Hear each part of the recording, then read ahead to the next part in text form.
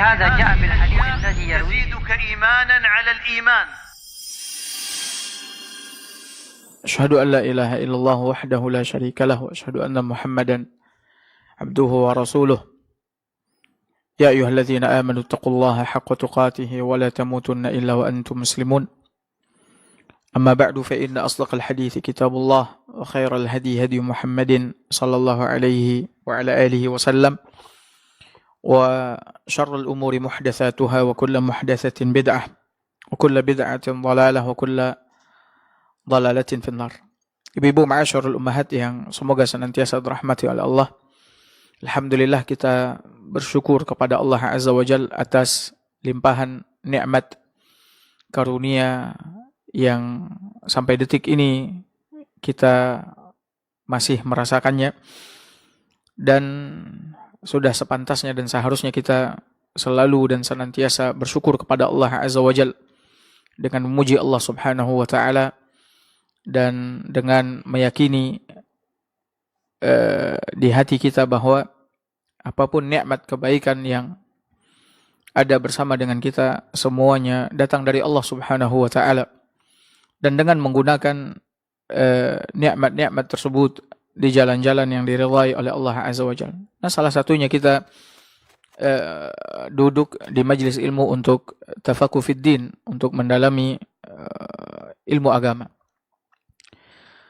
Dan sebelum kita melanjutkan pelajaran kita dalam bahasan Kitabul Jami', kami ingin mengingatkan kepada kita semua bahwa saat ini kita telah berada di bulan Sya'ban, bulan di mana Nabi kita yang mulia sallallahu alaihi wasallam banyak berpuasa di dalamnya. Sebagaimana yang disebutkan oleh Aisyah radhiyallahu taala anha dalam hadis yang sahih, diriwayatkan oleh Imam Al-Bukhari dan Muslim dan imam-imam lainnya.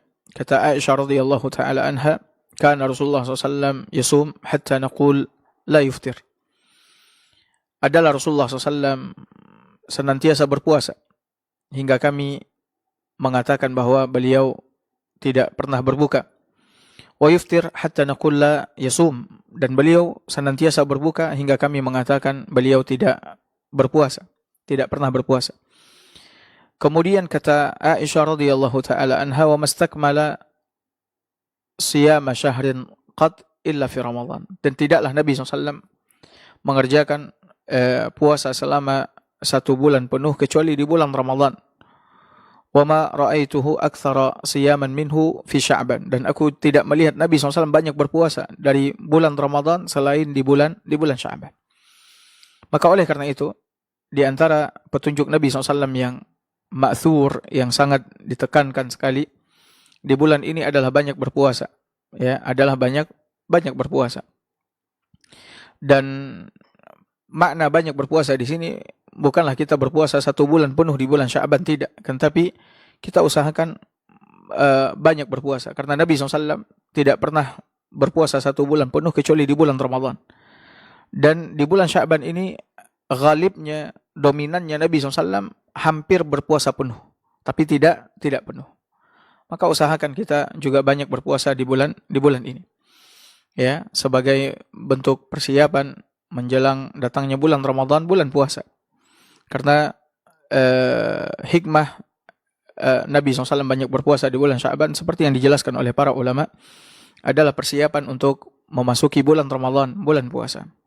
Karena bulan puasa adalah bulan ampunan, bulan itqun minan nar, selamat dari neraka, bulan Lailatul Qadar, bulan pahala tanpa batas, bulan untuk meraih surga Allah Azza wa Jalla.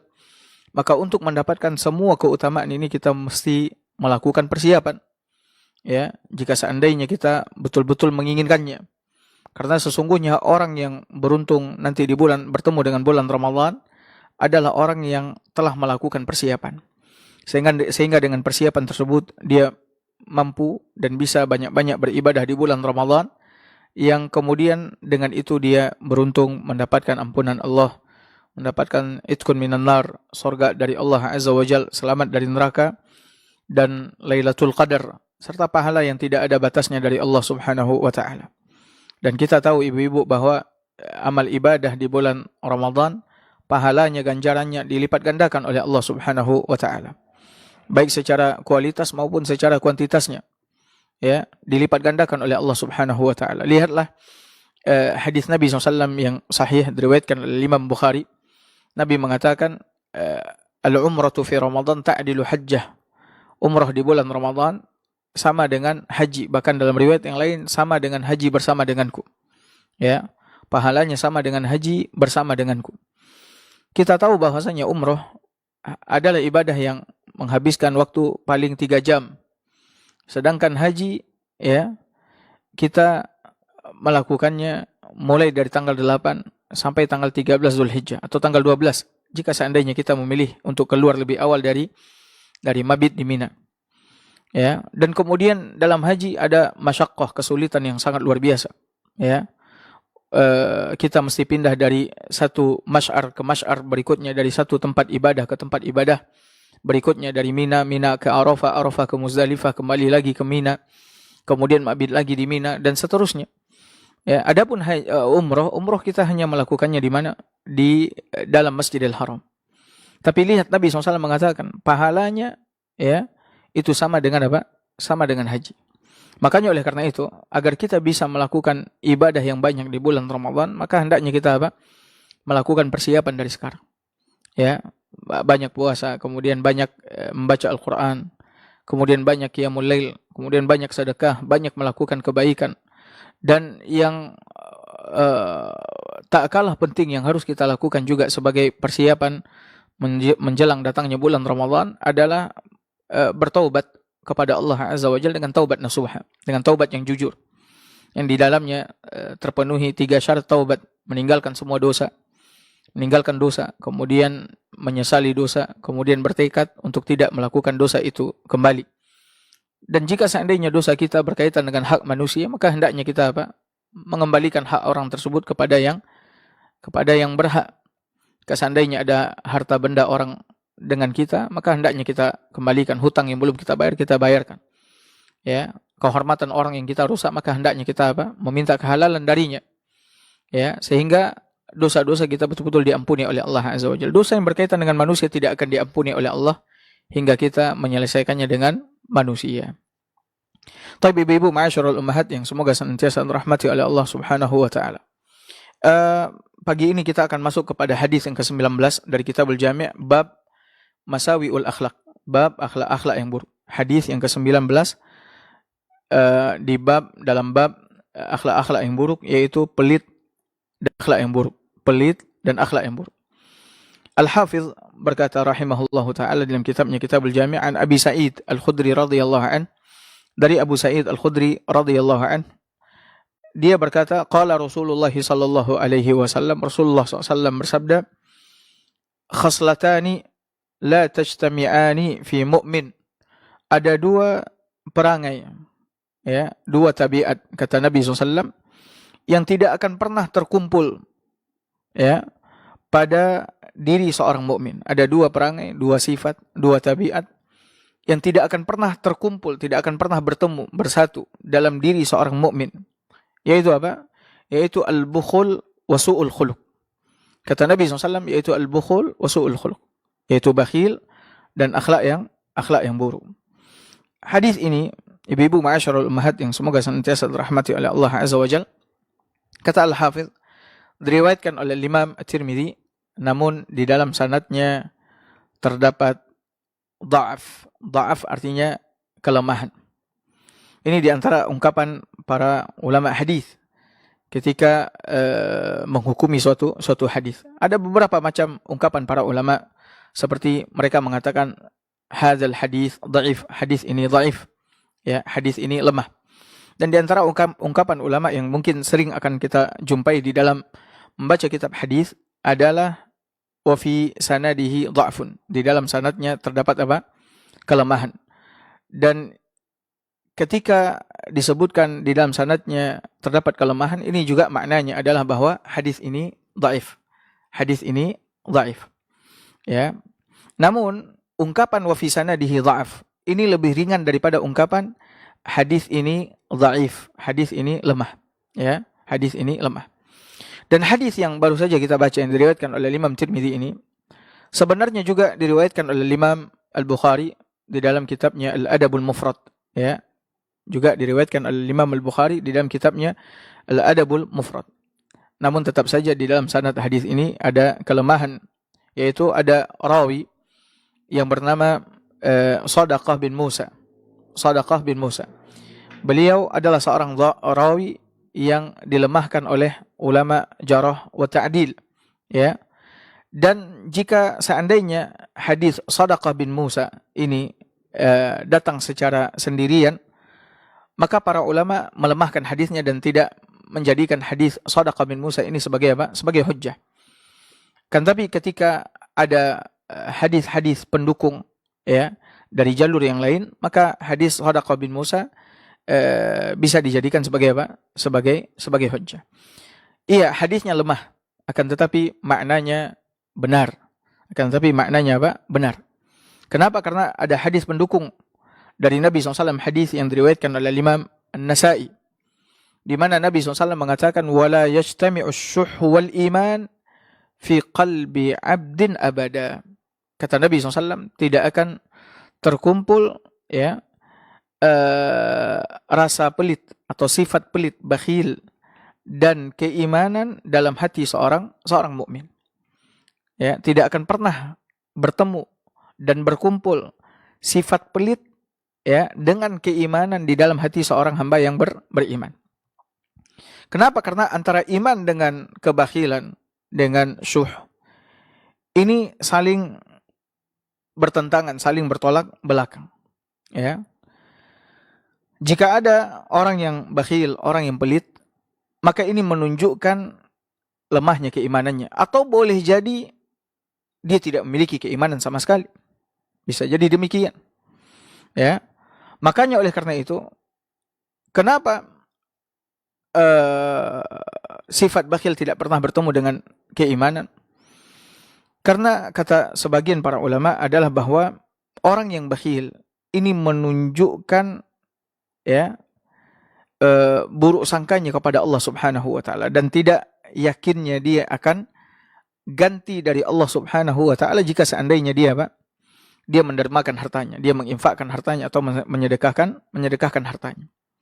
Makanya oleh karena itu di dalam hadis ini dan hadis-hadis yang lain, Nabi SAW, ya, mengatakan bahwa tidak akan pernah bertemu antara iman dengan bakhil dalam dada seorang mukmin.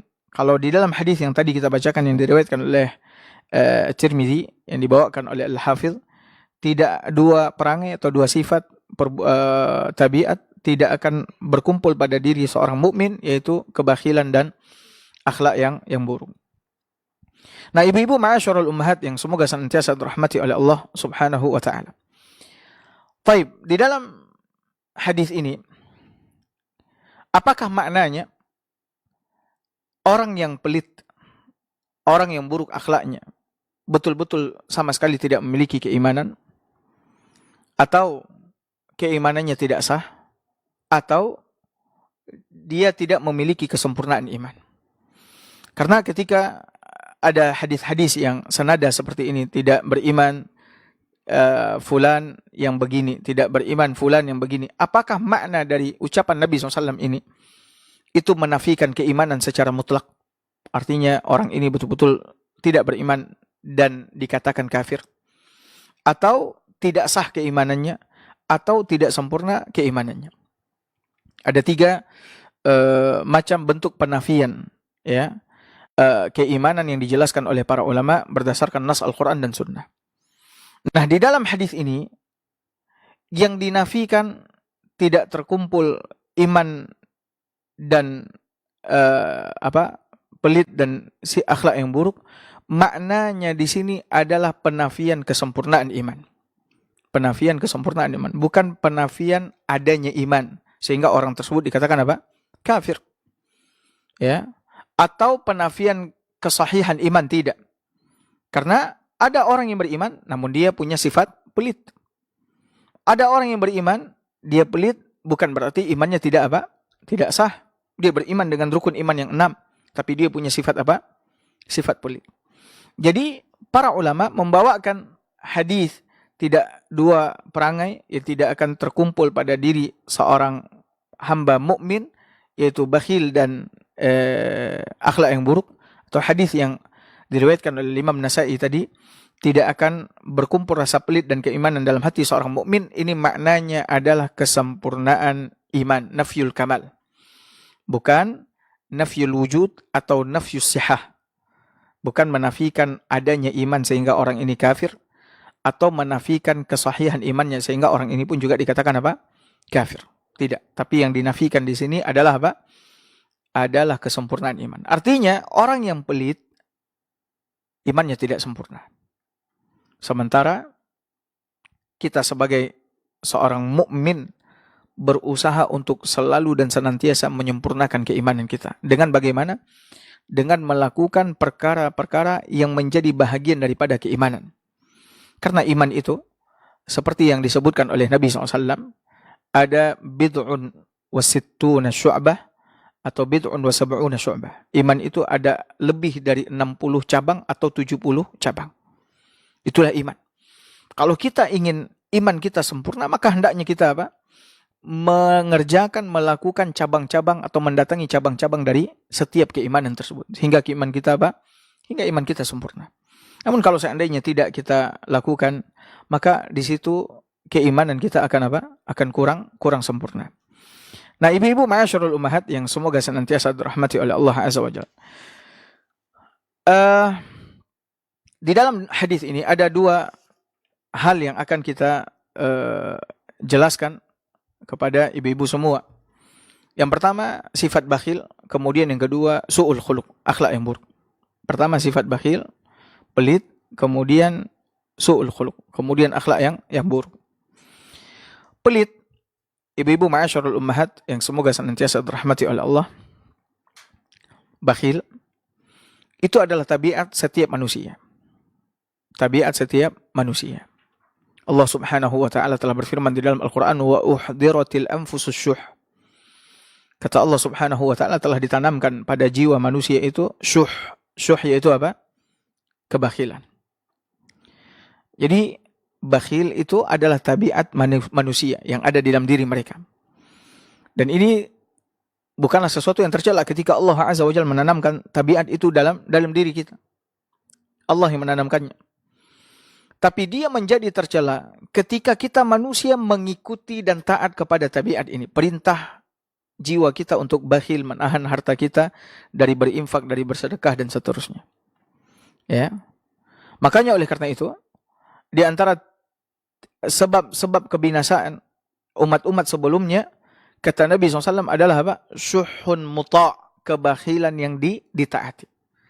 Nabi SAW menyebutkan syuhun muta', kebakhilan yang ditaati.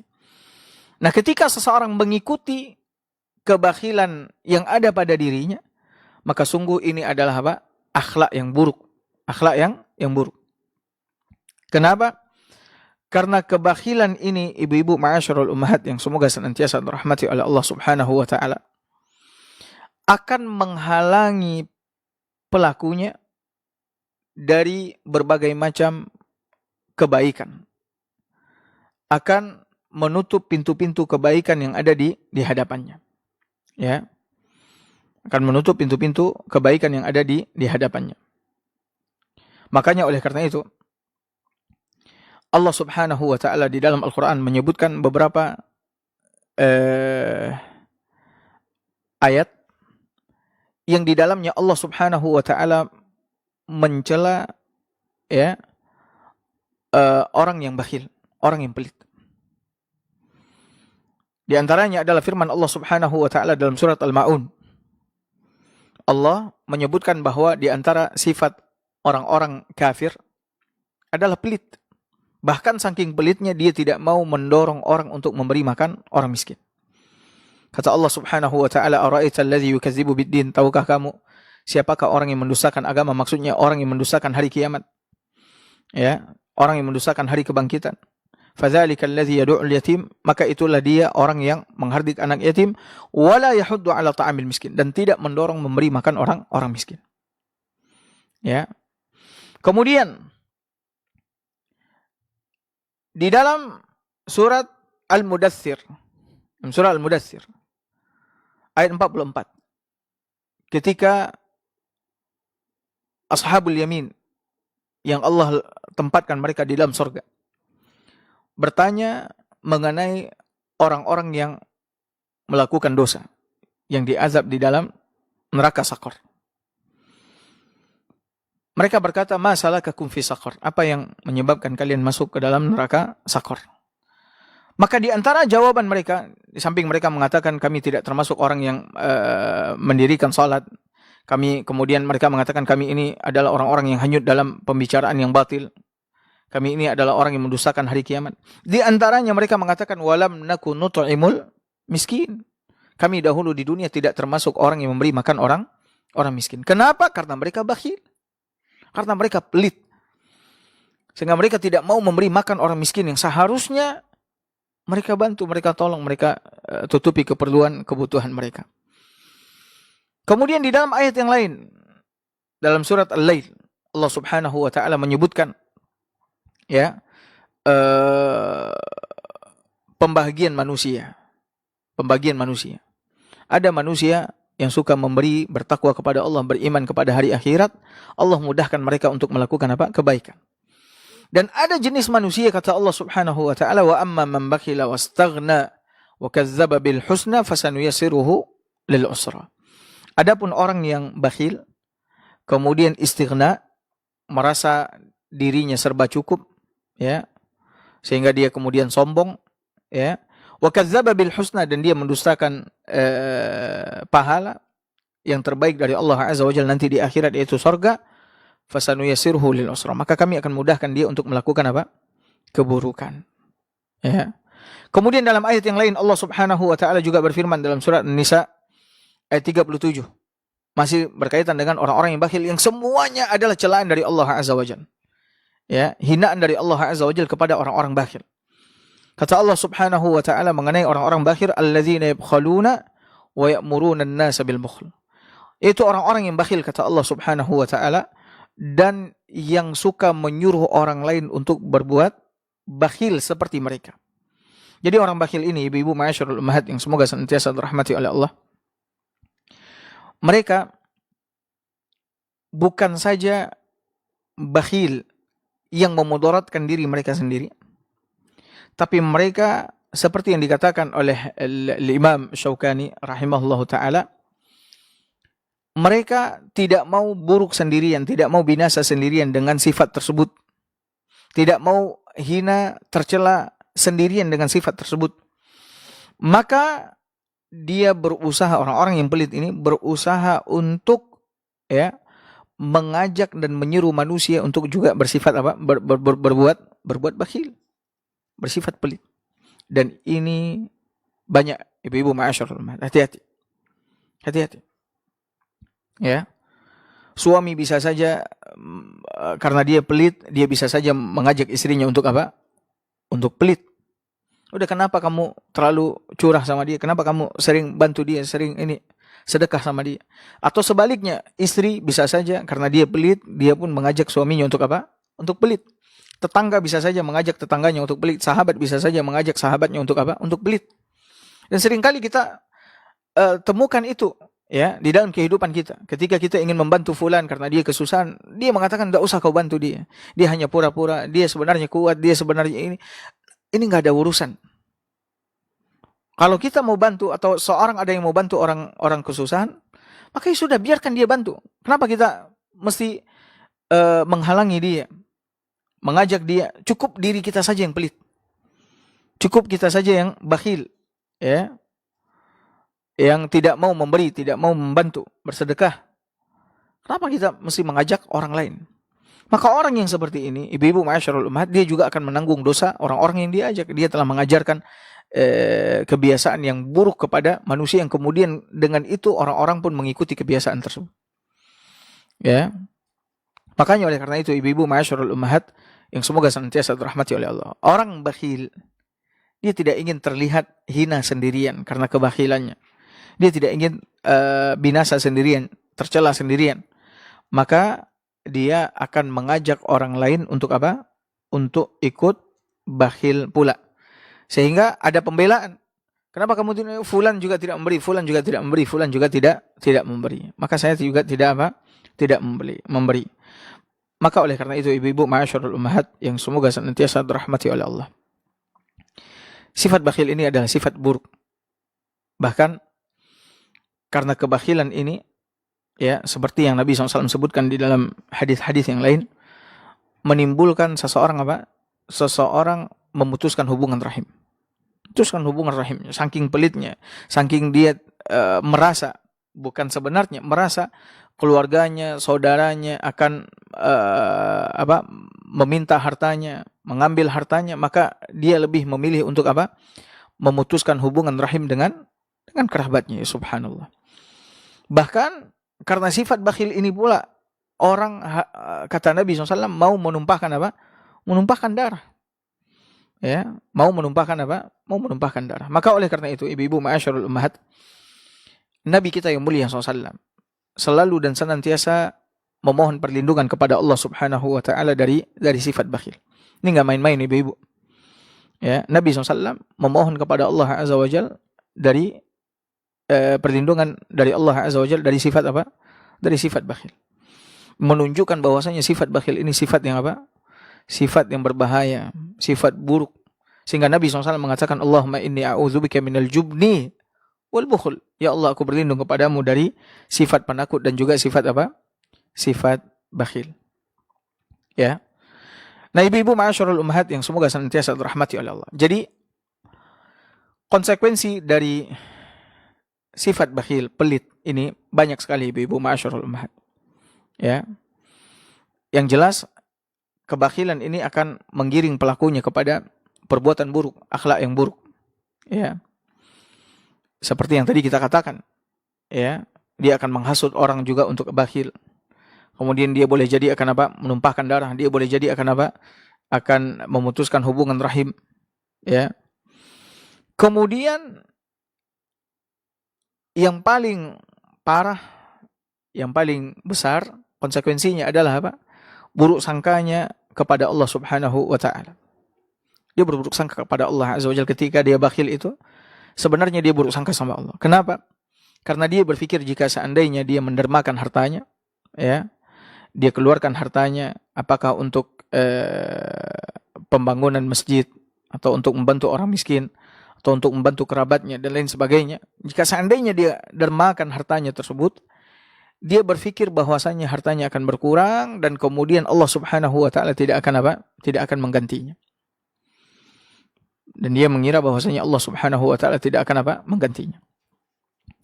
Ya, padahal di dalam Al-Qur'an Allah Subhanahu wa taala mengatakan bahwa siapa yang menginfakkan hartanya di jalan Allah Subhanahu wa taala, Allah Subhanahu wa taala akan menggantinya. Bahkan di dalam hadis qudsi Allah Subhanahu wa taala mengatakan, "Ya ibna Adam, anfik unfik alaik." Wahai anak Adam, berinfaklah kalian, aku akan berinfak kepada kalian. Ya. Aku akan berinfak kepada kalian. Makanya oleh karena itu, orang-orang yang bersedekah, itulah orang-orang yang disaksikan oleh Nabi SAW memiliki bukti keimanan yang nyata, yang jelas.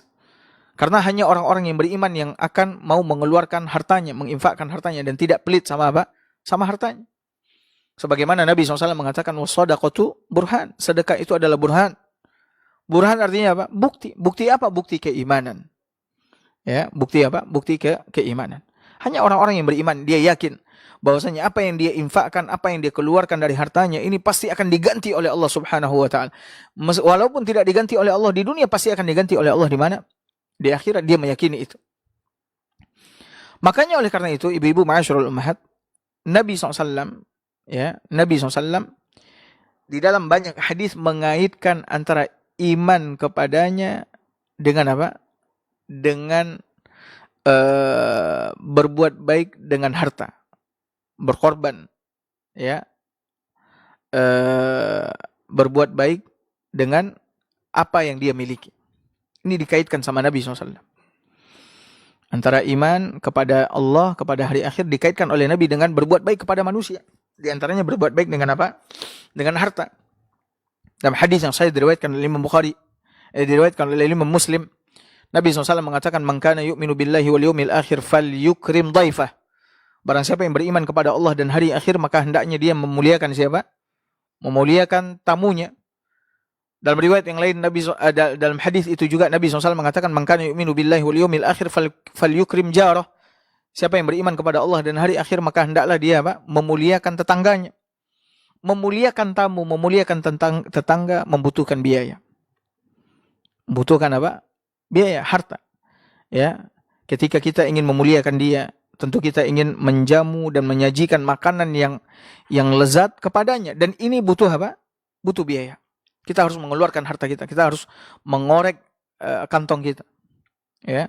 Adapun orang yang pelit, ya, orang yang bakhil, dia tidak akan mau mengorek hartanya untuk memuliakan tamunya atau memuliakan siapa? Tetangganya. Enggak akan mau. Kenapa? Karena kecintaannya kepada harta melebihi kecintaannya kepada apa yang ada di sisi Allah Azza wa Jalla. Karena keimanannya yang sangat tipis dan lemah terhadap ganjaran dari Allah Subhanahu wa taala jika seandainya dia melakukan hal tersebut, memuliakan tamunya, memuliakan tetangganya. Dia tidak akan pernah mau menyajikan makanan-makanan yang enak yang akan memuaskan tamunya atau memuaskan siapa? Tetangganya. Dia hanya akan memuliakan tamunya ala kadarnya. Ya. Inilah orang yang pelit. Orang yang apa? Orang yang bakhil. Jadi karena kebakhilan itu menggiringnya kepada perbuatan buruk, tidak mau memuliakan, tidak mau membantu, ya, tidak memiliki rasa apa? Belas kasihan dan seterusnya. Ya. Padahal di dalam hadis yang lain, hadis yang diriwayatkan oleh Imam Muslim juga, Nabi SAW pernah bersumpah atas nama Allah Azza wa Jalla. Beliau mengatakan, "Ma naqasat shadaqatun min mal." Kata Nabi SAW, demi Allah tidak akan pernah berkurang harta karena sedekah. Kata Nabi SAW, demi Allah tidak akan pernah sedekah itu mengurangi apa? Mengurangi harta. Justru yang ada, harta akan semakin apa? Semakin bertambah dan berkembang, semakin bertambah dan berkembang jika seandainya kita apa? Jika seandainya kita gemar bersedekah. Ya. Nah, ibu-ibu ma'asyarul ummahat yang semoga senantiasa dirahmati oleh Allah. Siapa orang yang akan mau mengocek kantongnya, kemudian mengeluarkan hartanya bersedekah, berinfak, kalau bukan orang-orang yang memiliki kesempurnaan iman di dalam dadanya. Adapun orang-orang yang lemah imannya, tipis imannya, maka dia lebih mentaati seruan kebakhilan yang ada di dalam dirinya daripada dia harus mengorbankan apa? Hartanya untuk menjamu tamu, memuliakan tetangga, membantu orang-orang yang kesusahan. Nah, ibu-ibu ma'asyarul ummahat yang semoga senantiasa dirahmati oleh Allah Subhanahu wa taala. Sekarang berkaitan dengan bakhil, sifat pelit ini. Manusia di dalam sifat pelit ini, mereka ada beberapa bentuk, ya, tidak satu. Jadi pelit ini tidak satu bentuk, ada beberapa bentuk. Yang pertama adalah orang yang pelit dengan hartanya. Orang yang pelit dengan apa? Dengan hartanya. Yang sebenarnya dia bisa berbuat baik dengan banyak dengan hartanya, namun karena dia pelit, maka dia lebih memilih untuk menahan hartanya daripada apa? Daripada bersedekah, daripada membantu orang yang kesusahan dan seterusnya. Ini bentuk orang yang pelit. Pelit dengan apa? Dengan hartanya. Ada juga orang yang pelit dengan kedudukan yang ada pada dirinya. Dia adalah seorang pejabat, dia adalah seorang pemimpin, dia adalah seorang penguasa. Yang dengan itu sebenarnya dia bisa memberikan syafaat kepada orang-orang yang membutuhkan dirinya karena kekuasaan yang ada pada dirinya. Syafaat tentunya syafaat dalam kebaikan. Ya. Dengan itu dia bisa membantu orang dengan kedudukannya. Namun karena dia bakhil, dia pelit dengan kedudukannya. Ya.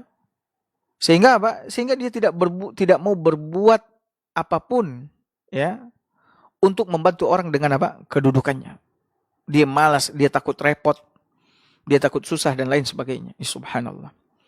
Seharusnya ketika dia memiliki kedudukan, dia bisa membantu orang banyak dengan apa? Dengan kedudukannya, dengan memberikan syafaat, memberikan pertolongan, membukakan jalan kebaikan untuk orang-orang dengan apa? Dengan kedudukannya. Ini pelit yang kedua. Pelit yang ketiga, ada orang yang pelit dengan apa? Dengan waktunya.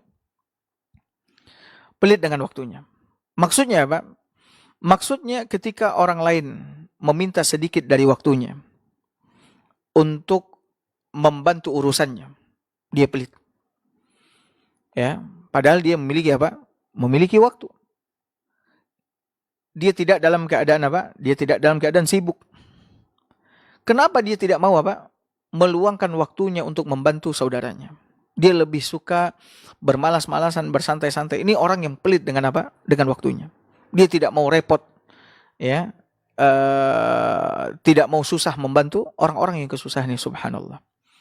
Padahal dari sisi harta dia tidak punya, dari sisi jabatan dia nggak punya. Mungkin dia punya waktu, ya, untuk membantu orang, menemani orang yang butuh teman, misalkan pergi ke suatu tempat. Kenapa dia tidak ikut? Kenapa dia tidak pergi? Ya, kita boleh pelit terhadap waktu kalau seandainya waktu yang diminta sama orang akan dihabiskan sia-sia. Ini kita boleh pelit. Maaf, kalau untuk ini saya nggak punya waktu. Tapi kalau untuk kau butuh ke sana, kau nggak bisa nyetir, biar aku yang nyetir. Biar sini aku punya waktu. Kau ingin pindah rumah, aku punya waktu untuk membantu. Aku punya waktu untuk ini. Aku punya waktu untuk menemani dirimu mengurus berkas ini, berkas itu, dan lain sebagainya. Berikan waktu kita. Berinfak dengan apa? Dengan waktu kita. Jangan pelit. Tapi kalau seandainya untuk huru-hara, untuk hal-hal yang nggak jelas, sudah seharusnya kita apa? Sudah seharusnya kita pelit. Ya, kita tidak ingin membuang-buang waktu kita yang itu adalah apa? Ra'su malina, modal kehidupan kita. Ngapain kita buang-buang waktu kita? Tapi kalau seandainya ada manfaatnya, ada kebaikannya, maka berikan waktu kita untuk apa? Membantu orang. Kemudian ada juga orang yang pelit dengan apa? Pelit dengan ilmunya. Dia diberikan ilmu yang banyak oleh Allah Subhanahu wa taala, yang dengan itu dia menjadi mulia, dengan itu dia bisa melakukan banyak kebaikan, melahirkan banyak kebaikan. Ya, dengan itu dia tahu bagaimana cara beribadah yang benar, dia tahu hukum dan lain sebagainya. Seharusnya ketika dia memiliki ilmu tersebut, dia membagi-bagikannya kepada manusia. Kenapa? Karena manusia butuh kepada apa? Butuh kepada ilmu agama, apalagi ilmu agama. Ya, apalagi ilmu agama, ajarkan. Bahkan zakat ilmu punya zakat. Zakatnya adalah apa? Mengajarkan ilmu itu sendiri kepada siapa? Pada manusia. Ada orang yang pelit sama ilmunya, ditanya, ini maksudnya apa? Dia tahu tapi dia nggak mau tahu. Dia nggak mau bagi tahu.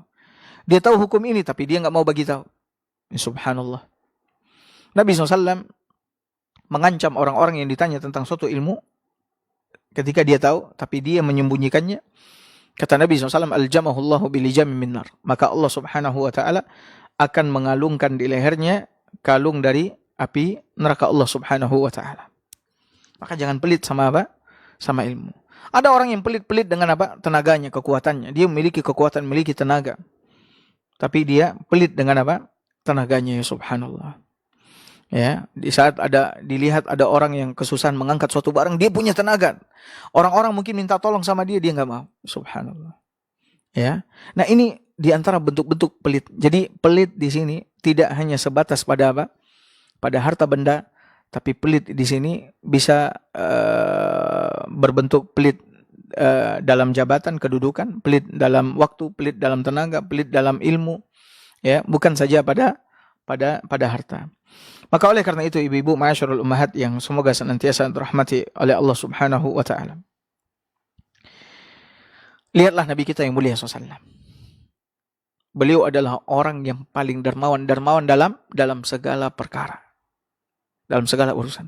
Beliau dermawan dalam harta. Beliau dermawan dalam kedudukan. Beliau dermawan dalam waktu. Beliau dermawan dalam tenaga. Beliau dermawan dalam ilmu. Nabi adalah orang yang dermawan dalam semua sisi. Ya. Tidak ada seorang pun yang datang meminta kepada Nabi kecuali Nabi pasti beri. Kalau seandainya tidak ada pada Nabi, maka Nabi SAW menjanjikan kepadanya. Silakan kau datangi kami di 1 minggu lagi, mudah-mudahan Allah mudahkan, Allah berikan kepadaku apa yang kau butuhkan. Subhanallah. Kemudian lihat waktu, tenaga, fikiran. Anas bin Malik radhiyallahu anhu mengatakan, seringkali tangan Nabi ditarik sama budak. sama pembantu, ya, sama anak-anak. Untuk apa? Untuk dibawa untuk menyelesaikan urusan-urusan mereka. Bahkan terkadang tangan Nabi ini ditarik sampai keluar kota Madinah. Sampai keluar kota Madinah, bayangkan. Ya. Yang kemudian setelah Nabi urusi urusan mereka, Nabi bertanya, apakah kau masih memerlukan aku? Jika tidak, maka Nabi SAW akan pergi meninggalkan. Tapi kalau masih, maka Nabi SAW akan apa? Terus menemaninya sampai urusannya benar-benar apa? Selesai. Ya subhanallah. Dengan tenaga, lihat. Nabi SAW membantu pembangunan masjid, membantu para sahabat. Kemudian mengangkat bebatuan, mengangkat tanah ketika menggali khandak. Pada waktu perang Khandaq, Nabi bantu dengan tenaga. Subhanallah. Dan ini semua adalah sedekah, ibu-ibu ma'asyarul ummahat. Adalah sedekah. Jadi sedekah tidak sebatas pada apa? Pada harta. Kullu ma'rufin shadaqah. Semua perbuatan baik, kata Nabi SAW, adalah apa? Adalah sedekah. Ya. Kita ngelihat orang kesusahan mengangkat barangnya, seharusnya kita bergegas, berlari ke arahnya, kemudian kita apa? Kita bantu. Nabi SAW mengatakan, kullu sulama minan nasi alaihi sadaqah. Kulla yawmin tatlu'u fihi syams. Setiap tulang persendian manusia wajib dikeluarkan apa? Sedekahnya setiap hari. Kemudian Nabi SAW jelaskan di antara bentuk-bentuk sedekah. Ta'dilu baina al-itsnaini sadaqah. Mendamaikan dua orang yang bersengketa adalah sedekah, kata Nabi SAW. Kemudian membantu orang naik ke atas kendaraannya, atau membantu mengangkatkan barang ke atas kendaraannya, au tarfa'u lahu shadaqah, atau mengangkatkan barangnya ke atas kendaraan adalah apa? Sedekah. Ya. Kemudian berjalan ke masjid, sedekah. Kemudian menyingkirkan gangguan dari tengah jalan juga adalah apa? Sedekah. Kenapa kita tidak apa? Dermawan dengan semua yang kita miliki. Ya, seperti yang dilakukan oleh Nabi kita yang mulia sallallahu alaihi wasallam. Lihatlah para ulama kita. Para ulama kita juga adalah orang-orang yang apa? Orang-orang yang tidak pelit bahkan dengan apa? Dengan waktu mereka. Dengan waktu mereka. Sebutkan Syekh bin Baz rahimahullahu taala. Syekh bin Baz rahimahullahu taala saat musim haji. Musim di mana orang-orang sibuk beribadah. Ya, beliau rahimahullahu taala menerima semua orang yang datang kepadanya untuk bertanya, baik secara langsung ataupun melalui apa? Telepon. Beliau tidak pelit dengan waktunya, beliau tidak pelit dengan apa? Dengan ilmunya. Sehingga orang-orang puas dan senang bertanya kepada Syekh. Semuanya beliau jawab, ya. Sampai-sampai Syekh menceritakan, Syekh bin Baz rahimahullahu taala menceritakan betapa saking sibuknya beliau menerima orang-orang yang datang kepadanya bertanya, baik langsung ataupun tidak langsung, sampai beliau di kondisi di mana suaranya habis. Sampai suaranya habis, suaranya serak, bahkan habis. Subhanallah. Kenapa beliau mau demikian? Kenapa? Karena beliau tahu keutamaannya berbuat baik sama orang, apalagi menerangkan, menjelaskan ya hukum ilmu agama kepada manusia di saat mereka sangat membutuhkan pengetahuan tentang hukum-hukum tersebut. Subhanallah. Hendaknya kita juga juga demikian. Nah, kemudian di antara bentuk bakhil juga pelit adalah tidak menunaikan nafkah sebagaimana mestinya. Tidak menunaikan nafkah sebagaimana mestinya. Ibu-ibu ma'asyarul ummahat yang semoga senantiasa dirahmati oleh Allah.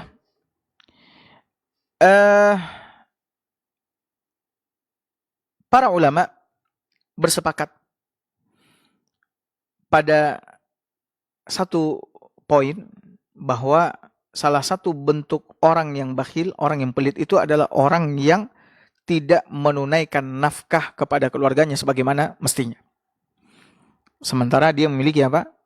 Dia memiliki harta, dia memiliki kelebihan untuk bisa menafkahi keluarganya dengan apa? Dengan kelebihan tersebut. Ya, untuk bisa memberikan nafkah yang layak kepada istri dan anaknya. Akan tapi karena kebakhilannya dia hanya memberikan nafkah yang sedikit saja, padahal dia mampu memberikan nafkah yang bisa melapangkan keadaan mereka. Ini pelit juga ibu-ibu ma'asyarul ummahat. Allah Subhanahu wa taala di dalam masalah nafkah ini telah berfirman dalam surah At-Talaq ayat 7. Kata Allah Subhanahu wa taala, liyunfiq dzu sa'atin min sa'atih. Kata Allah Subhanahu wa taala, hendaklah orang yang diberikan kelapangan oleh Allah, kelapangan harta, berinfak, memberikan nafkah sesuai dengan kelapangannya. Kalau misalkan Allah Azza wa Jalla memberikan uang kepadanya setiap bulannya, misalkan 20 juta, maka seharusnya dia memberikan nafkah kepada istri dan anaknya, misalkan ya sepertiganya misalkan. Ya, sepertiganya. Ya. Kalau dia 20 juta, kemudian nafkah untuk istri dan anaknya untuk keperluan mereka satu bulan, misalkan 2 juta, 3 juta, ini sungguh keterlaluan. Sementara dia memiliki harta yang banyak. Allah mengatakan hendaklah orang yang memiliki kelapangan berinfak sesuai dengan kelapangan yang ada padanya. Wa man qudira alaihi rizquh. Namun siapa yang disempitkan rizkinya oleh Allah, falyunfik mimma atahullah. Maka silahkan dia berinfak sesuai dengan kemampuannya. Kalau seandainya rizkinya misalkan 3 juta, ya, enggak ada masalah. Rizkinya 4 juta enggak ada masalah, dia 2 juta, ya, 2 juta setengah. Ini 20 juta. Seharusnya dia memberikan memberikan yang lebih banyak lagi kepada istri dan anaknya untuk Untuk kebutuhan mereka. Namun, ibu-ibu ma'asyarul ummahat yang semoga senantiasa dirahmati oleh Allah. Ketika seorang diberikan kelapangan rizki oleh Allah Azza wa Jalla, ini juga bukan berarti dia boleh menghambur-hamburkan uangnya sesuka hatinya di dalam berinfak kepada istri dan anak-anaknya. Semua keinginan istri dan anaknya dia penuhi. Istrinya minta ini sementara nggak ada keperluan, nggak ada kebutuhan. Anaknya minta ini sementara nggak ada keperluan, nggak ada kebutuhan. Dia layani semuanya. Ini pun juga dicela, nggak boleh. Ya, nggak boleh. Dia harus bijak di dalam memberikan infak kepada keluarganya. Bukan berarti dia foya-foya, beli ini, beli itu, jalan sana sini sama istri dan anak-anaknya. Tidak, ini tidak juga dibenarkan. Allah Subhanahu wa taala berfirman, wala tubadzir tabzira. Janganlah kalian, kata Allah Azza wa Jalla, berbuat tabzir, mubadzir. Innal mubadzirina kanu ikhwana syayatin. Sesungguhnya orang-orang yang mubadzir, mereka itu adalah teman-temannya syaitan. Jadi hendaknya orang-orang yang diberikan kelapangan harta oleh Allah Subhanahu wa taala tidak menghambur-hamburkan uangnya di tempat yang tidak diridhai oleh Allah Subhanahu wa taala. Jadi silakan berinfak. Tidak berlebihan dan tidak pula pelit. Kita berada di pertengahan. Tapi ini yang pertama, masalah yang pertama yang terkandung di dalam hadis, yaitu sifat pelit. Sifat yang kedua atau masalah yang kedua yaitu su'ul khuluq, akhlak yang buruk. Akhlak yang buruk ini, ibu-ibu ma'asyarul ummahat yang semoga senantiasa dirahmati oleh Allah, yaitu semua bentuk akhlak yang dicela oleh agama, yang dicela oleh syariat. Semua bentuk perangai buruk, ya, perbuatan buruk, tingkah laku yang buruk, semuanya masuk ke dalam akhlak yang buruk. Akhlak buruk di dalam bermuamalah, bergaul kepada manusia. Ya.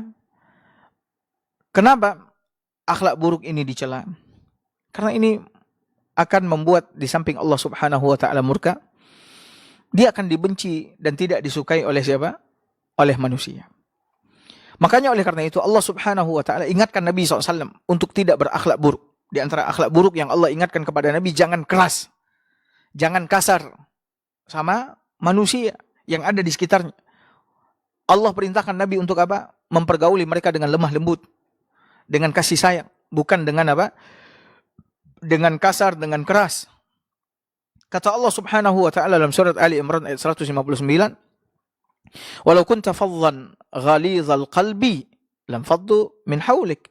Kata Allah, jika seandainya engkau Muhammad seorang yang kasar ucapannya, kasar mulutnya, kasar perbuatannya, ya, hatimu juga kasar, lam faddu min hawlik, niscaya mereka akan berpaling menjauh darimu. Tidak akan ada orang yang mau dekat denganmu, tidak akan ada orang yang mau mendengarkanmu. Ya.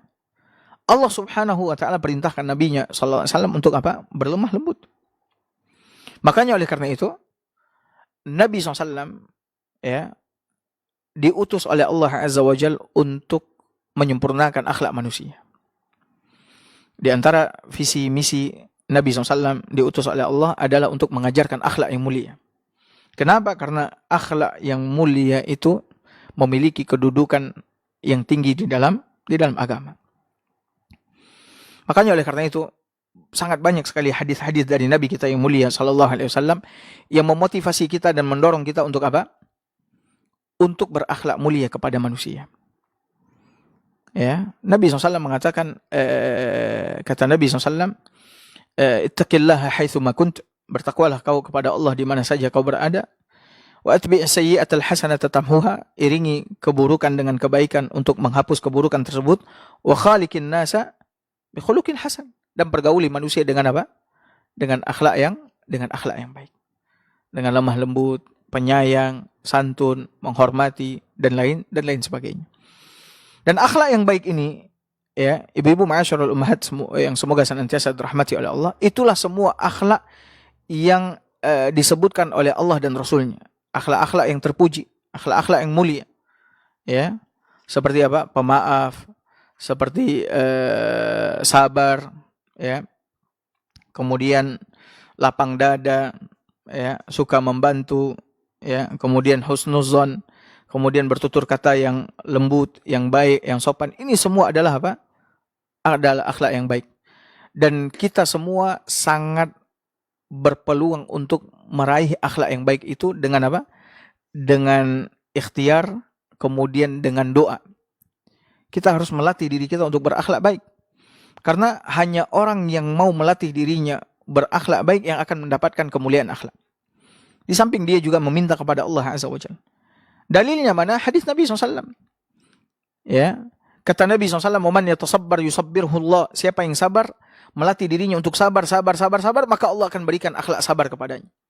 Begitu juga siapa yang melatih dirinya untuk senantiasa lembut, maka Allah akan berikan kelembutan kepadanya.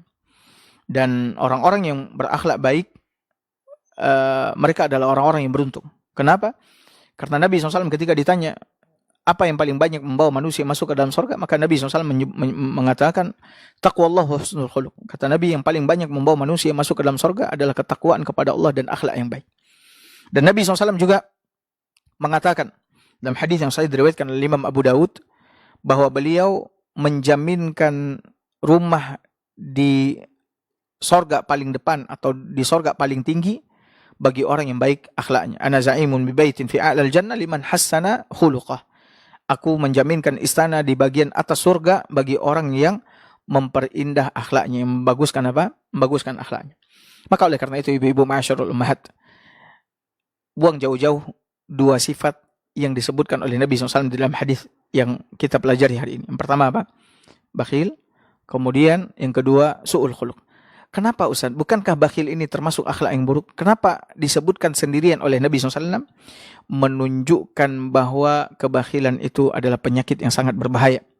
Dan menunjukkan bahwa tidak sedikit orang yang terkena penyakit bakhil. Makanya Nabi SAW menyebutkannya secara apa? Secara sendirian, walaupun sebenarnya bakhil itu masuk ke dalam kategori su'ul khuluq. Baik ibu-ibu ma'asyarul ummahat, mungkin ini yang bisa kita sampaikan pagi ini. Semoga apa yang kita sampaikan pagi ini bermanfaat. Selanjutnya waktu yang ada beberapa menit ke depan kita gunakan untuk tanya jawab. Mungkin 1 atau 2 orang. Yang bisa saya jawab, yang tidak bisa, wallahu a'lam bishawab. Nah.